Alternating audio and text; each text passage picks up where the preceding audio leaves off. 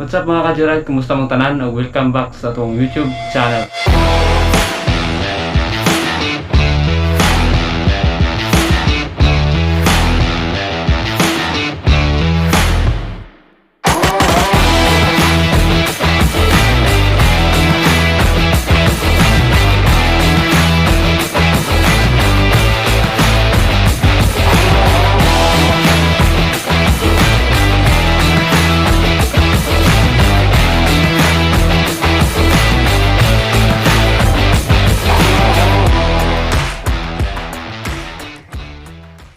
So, kumusta mong tanan diha mga kajuray? Medyo wala kayo tayo upload karon kay medyo naapektuhan ta isipyo diri sa Cagayan de Oro. Lockdown ng tibok Cagayan de Oro mga kajuray. So, atong batang karon mag-bike check ta og usa ka buong gawas nga MTB bike around 2021 ang tactical bullet mga kajuray.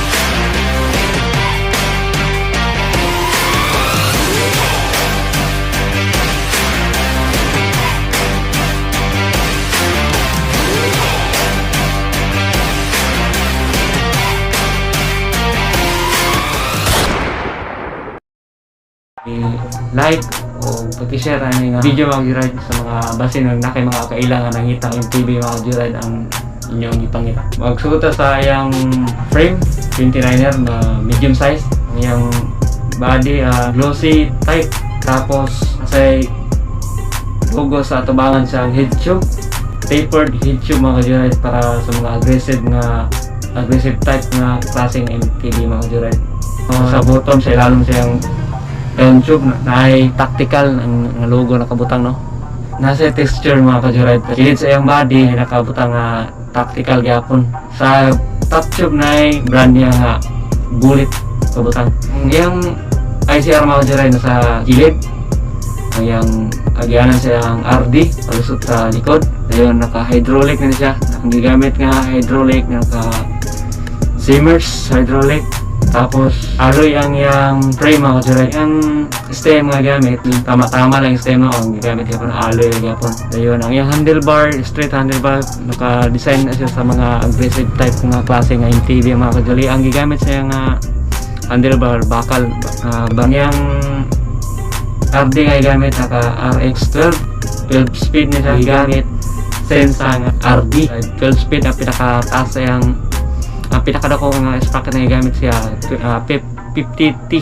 Dayon naka 1x crank arm na nakabutang logo tactical gyapon ang gigamit. Then ang iyang pedal gigamit naka hard nga plastic na gigamit mga kajuray. Tapos siya reflector sa iyang atubangan sa iyang pedal. Ang iyang handle grip gabi ka smooth ang agi no. Dami sa gunitan dayon dali ra sa tarangon kay naka double lock di mo sa iyang gamit ang toolkit para makambiyan kung gusto mo kambiyan mo ang handle grip mga kajuray. Tapos ang gigamit nga hub naka Shingfu hubs mga kajuray, pero dili kay sa ilado kay nga brand no para makadung ka nang yung brand Shingfu brand mga kajuray. Ang yang seat post alloy ra gyapon ang seat post ang saddle umok gyapon yung saddle na tactical gyapon nga brand ang nasa yung saddle mga kajuray. Tapos nasa support sa yung seat tube para ligon kung gusto niyo patasan imong seat post para di siya basta-basta mabalik kaya nasa support mga kajuray sa yung seat tube. Naka 3340 ang yung chainring, ayun ang yung fork, ang ang iyang fork baka lagi pa gamit na say preload o lockout mga kajured. Sakto lang yung suspension niya, naka-quick release na siya mga kajured. Dayon ang iyang rims, reflected na yung rims mga kajured. Importante po ang iyang rims o gabi kay para dali ra ka makita reflective line rims mga kajured. Dayon ang iyang ligid gigamit. Sada yung ligid gigamit to kay naka compass nga brand ang gigamit. Sada sa spike okay kasi sa off-road kung gamitin mo mga kajured. Naka-hydraulic na siya. Ang iyang gigamit nga caliber shimmers gyapon mga kajured. Then sa ilang butong bracket mga kajured, makita nimo yung kaugalingon nga serial number.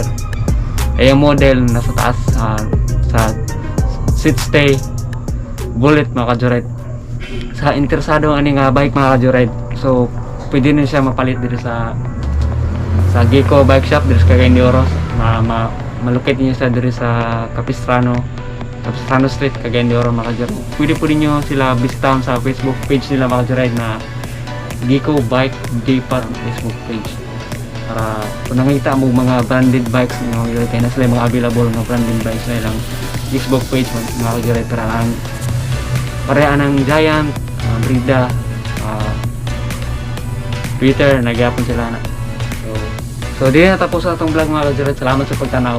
So wala pa nagka-subscribe, please subscribe sa itong Simple Rang YouTube channel mga kajured. O paki-like o paki-share na nga video mga kajured sa mga basin ng nakay mga kailangan ng hita o MTB ilang pantrabaho, pang outdoor activity gyapon ng MTB mga kajured ang inyong ipangita mga kajured. So salamat sa pagtanaw. Peace out.